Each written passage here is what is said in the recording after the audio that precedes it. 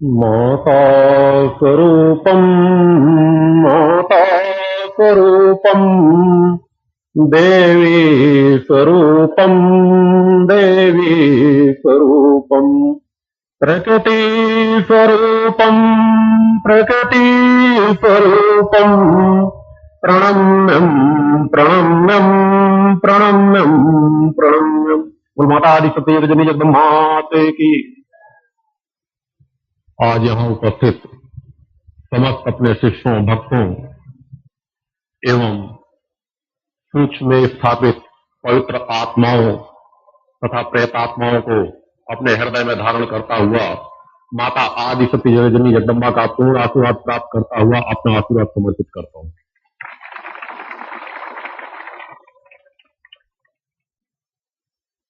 भक्तों, आज इस शिविर के दूसरे दिन जैसा कि आप लोग कल और आज के मेरे प्रारंभिक संबोधन में देख रहे होंगे कि इन 2 दिनों में मैंने पहली बार इस स्थल पर प्रेतात्माओं को भी अपने हृदय में धारण करने का चिंतन लिया है और उनका भी आवाहन शिविर में भाग लेने के लिए किया है।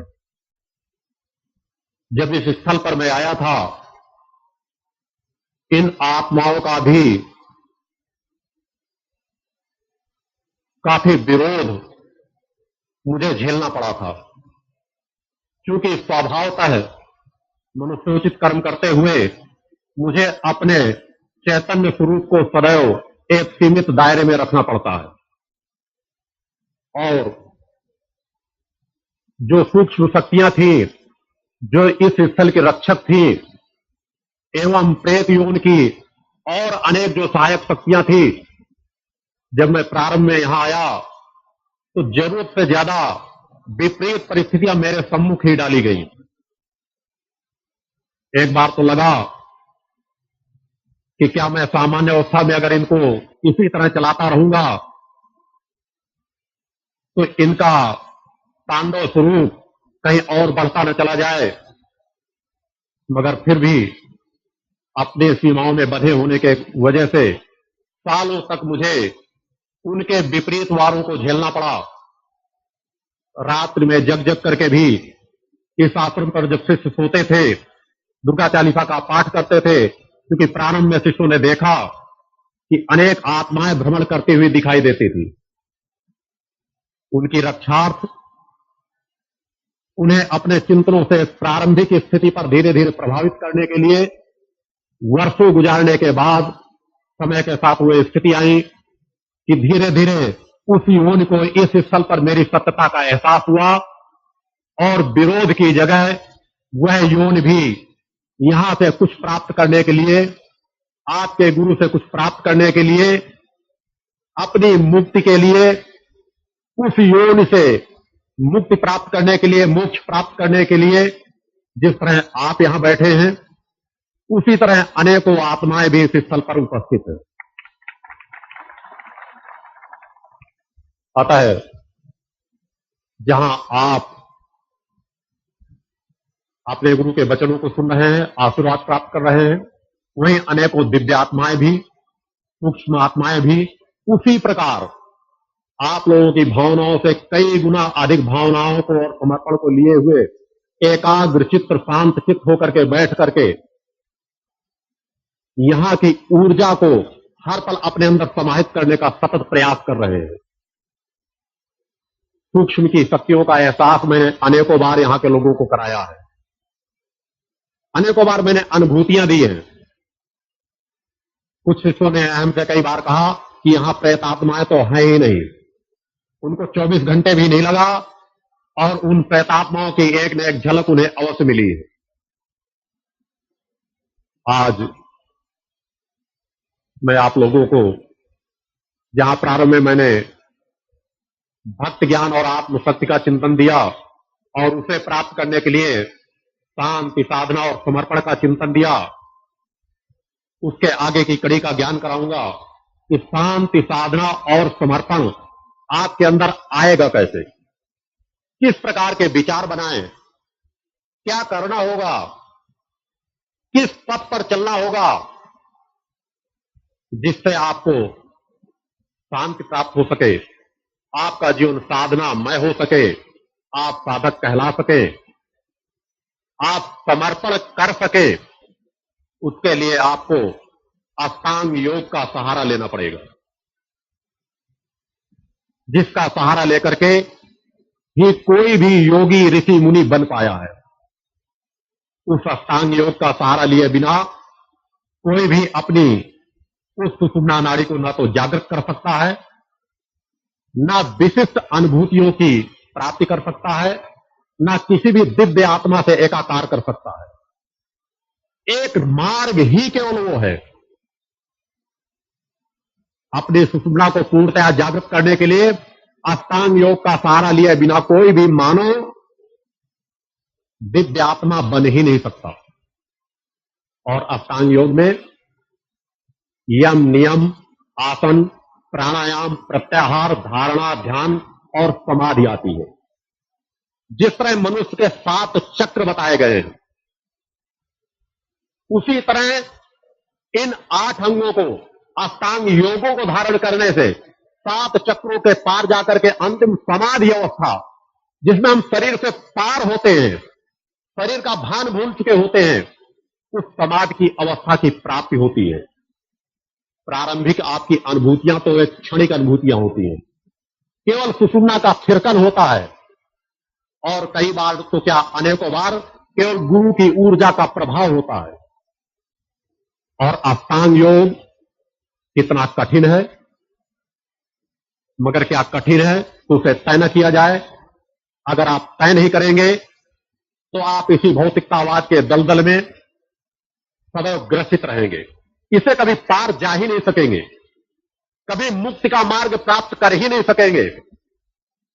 आज ये योग कठिन क्यों बने, उसके पीछे समाज ही माध्यम है। क्योंकि इन 8 योगों के 8 सीढ़ियों से नीचे समाज आकर के गिर गया है, जबकि प्रकृति सत्ता ने 8 सीढ़ियों के ऊपर पहुंचाया था। प्रकृति सत्ता ने जब अपनी आत्मा को नवीन जीवन दिया तो वह अष्टांग योग से परिपूर्ण था, और मनुष्य अपने अपने कर्मों से, भौतिकतावाद की लिप्तता से, भोगवाद का जीवन जीने से धीरे धीरे करके एक एक सीढ़ियां गिरता चला गया, और वह अपने मूलाधार का भी भान भूल चुका। अष्टांग योग में सबसे पहले आता है यम। आज मैं आप लोगों को यम का ज्ञान दूंगा। यम क्या है? यम के 5 अंग बताए गए हैं।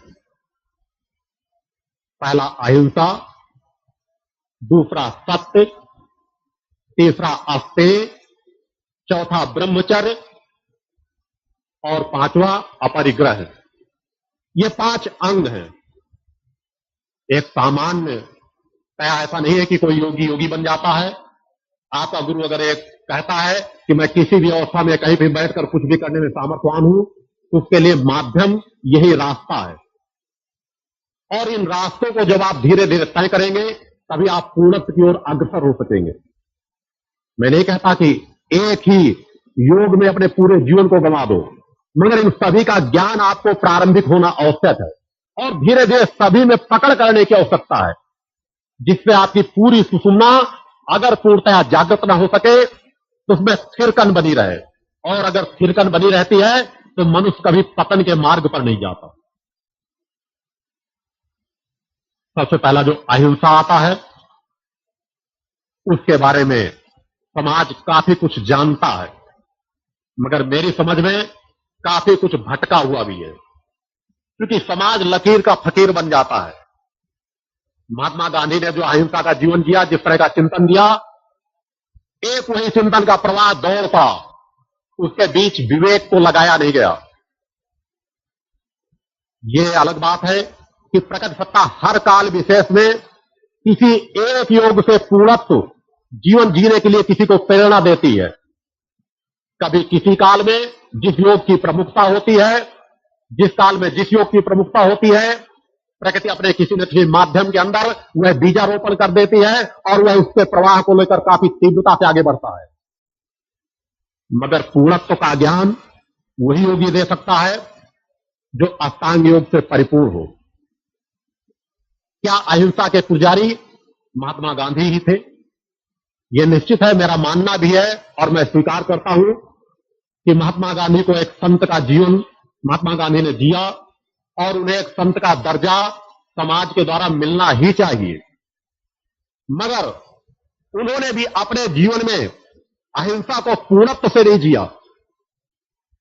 अगर उनका ही मार्ग अहिंसा का मार्ग था तो क्या राम और कृष्ण हिंसक थे? अनेकों दिव्य आत्माओं ने जो राजा महाराजाओं का जीवन जिया, क्या वह हिंसक थे? क्या अपने घर की बहू बेटियों की जब इज्जत लूटी जा रही हो, हम तब भी शत्रुओं पर वार न करें? क्या अहिंसा यही सिखाती है? अहिंसा हमें पूर्णत्व का जीवन सिखाती है। अहिंसा का तात्पर्य है हम कभी भी भूल करके भी अपनी शक्ति का दुरुपयोग करके मन, वचन और कर्म से हिंसा न सोचे, न करे, न किसी को प्रेरणा दे। महात्मा गांधी ने अहिंसा का जीवन जिया, चूंकि एक प्रवाह को जागृत करना था कि समाज का चिंतन अहिंसा शब्द की ओर घूमे। अहिंसा होती क्या है समाज जाने। मगर महात्मा गांधी के अनेक कार्यों से हिंसा ने जन्म लिया। जब कहा जाता है कि अपने द्वारा किए जाने वाले किसी भी कार्य के फलस्वरूप भी हिंसा नहीं होनी चाहिए, महात्मा गांधी ने अपने साथ सैकड़ों को लिया और अपने साथ लेने की वजह से कई लोग मारे गए। यह भी एक हिंसा के अंतर्गत आता है और इसी हिंसा का परिणाम रहा जो महात्मा गांधी स्वतः हिंसा के शिकार हुए। क्योंकि पूर्णत्व प्राप्त योगी अगर एक योग को भी पूर्णत्व से अपना ले तो हिंसा करने वाला अगर वो रिवॉल्वर लेकर के आया था तो या तो रिवॉल्वर उसके हाथ से छूट जाता या तो रिवॉल्वर से गोली न चलती। आपका गुरु क्यों कहता है किसी में सामर्थ्य तो अपने अस्त्रों से मेरे ऊपर वार करके देखे और देखे कि अहिंसा से परिपूर्ण योगी, अष्टांग योग से परिपूर्ण योगी अपनी आत्मरक्षा किस प्रकार करता है। कम से कम जीवन को तो कोई ले नहीं सकता और योगी केवल जीवन की रक्षा करता है। भक्तों, यदि कभी भी अहिंसा को आपको ना तो कभी बढ़ावा देना चाहिए, ना हिंसा के बारे में किसी कभी भी सोचना चाहिए, ना हिंसा की प्रेरणा देना चाहिए। मन, वचन, कर्म से आपको चिंतन लेना है कि आपको हिंसा नहीं करना, मगर अपनी आत्मरक्षा के लिए, अपनी जीवन रक्षा के लिए अगर हिंसा का सहारा लेना पड़े तो वह हिंसा नहीं कहलाती। अनेकों दिव्य आत्माएं समाज में आई, भगवान राम और कृष्ण भी आए, उन्होंने उस मार्ग का ज्ञान दिया कि यह हिंसा नहीं है, यह धर्म और कर्म है। आता है अहिंसा को हमें गहराई से समझने की जरूरत है। मैं आज प्रारंभिक शब्दों में सामान्य अवस्थाओं में संकेत दे रहा हूं, कभी विस्तार से इनको पुस्तकों के माध्यम से, पत्रिकाओं के माध्यम से इसका विस्तार से डिटेल दूंगा कि कब किस परिस्थिति पर हम किस प्रकार के विचार बनाएं, किस प्रकार के कार्य करना अगर हमको हमारी बाध्यता आ जाए तो वह हिंसा के अंतर्गत नहीं आती। मगर आपको अहिंसक बनना है। अहिंसक बने मन, वचन और कर्म से। न तो आप अपनी शक्ति का दुरुपयोग करके कभी भी हिंसा करने की सोचें, जीव जंतु किसी का भी वध करने का भी न सोचे, अपनी केवल क्षणिक मनोकामनाओं की और प्राप्ति करने के लिए किसी भी जीव जंतु की भी हत्या न करे, किसी को भी किसी के मारने की प्रेरणा न दे, मन में भी किसी के हनन की विचारधारा भी बातें भी न सोचे। आपको अपने अंदर अगर सत्यता की ओर बढ़ना है, अगर साधक बनना है, अगर अपने द्वारा किए जा रहे मंत्रों के जाप का पूर्ण फल प्राप्त करना है तो आपको अहिंसक विचारधारा को अपनाना ही पड़ेगा। कभी जब केवल जीवन रक्षा के लिए आवश्यक हो, जब कहीं धर्म संकट में पड़ रहा हो, वहां पर शत्रु भाव से आए हुए शत्रु का हनन करना हिंसा नहीं कहलाती। जिस तरह एक देश यदि दूसरे देश पर आक्रमण करे तो रक्षार्थ उस देश का सैनिक एक नहीं अगर हजारों सैनिकों का वध कर देता है तो हिंसक नहीं कहलाता। एक राजा अपने राज्य की सीमाओं की रक्षा के लिए आक्रमणकारियों के पर उनका वध करने का आदेश देता है तो वह हिंसक नहीं कहलाता। आता है अहिंसा आपको अपनाना है, मगर उसके ऐसे पुजारी नहीं बन जाना कि आपके घर में बहन बेटियों की इज्जत लूटी जा रही हो और आप कह दे मैं अहिंसा का पुजारी हूं। मैं वार नहीं करूंगा, तुम मेरे एक घर में आओ, 10 बार मेरे घर में चले आओ। तुम्हें ऐसी विचारधारा को नहीं अपनाना। अहिंसा के पुजारी बनना है, मगर आत्मरक्षार्थ और उससे कहीं अधिक धर्म रक्षार्थ जरूरत पड़े तो उसका सहारा लेना है अपने रक्षार्थ। यदि रक्षा का ज्ञान होता तो सोमनाथ का मंदिर न तोड़ा जाता।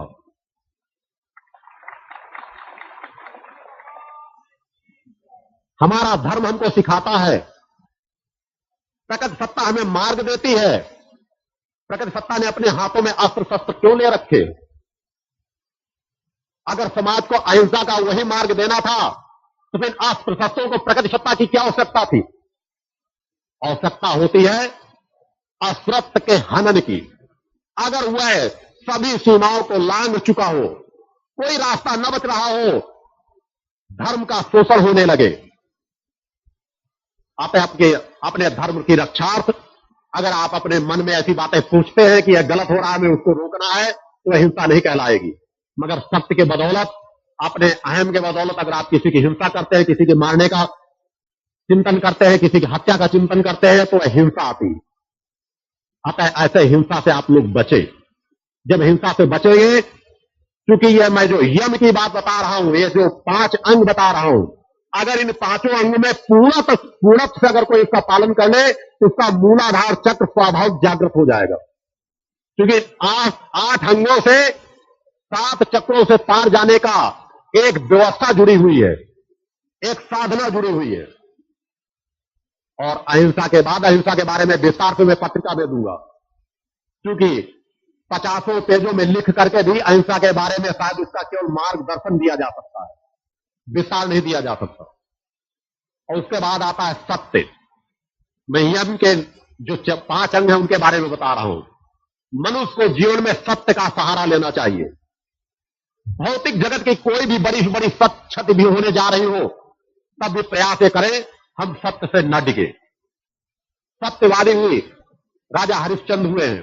मैंने कहा है कि प्रकृति कभी किसी एक काल में जिस चीज को स्थापित करना होता है, उसी चीज की पूर्णत्व प्रदान करने के लिए वैसी परिस्थिति निर्मित कर देती है। आपको भी अपने अंदर सत्य धारण करना है। मुझे अफसोस होता है जब अनेकों शिष्य अनेकों बातों को मेरे सामने आकर के भी झूठ बोल देते हैं। आपको सत्यता को ग्रहण करना है। पहले प्रयास करें कि सिद्धाश्रम में आपस में एक दूसरे की बातों में असत्य का फूट न आने पाए, एक दूसरे से कभी झूठ न बोले। फिर अपने घर पे प्रयास करें कि आपको झूठ का सहारा न लेना पड़े। फिर आप अपने आस पड़ोस की बातों में प्रयास करें कि आपको कभी झूठ का सहारा न लेना पड़े। प्रयास करें कि अधिक से अधिक आप सत्य ही बोले।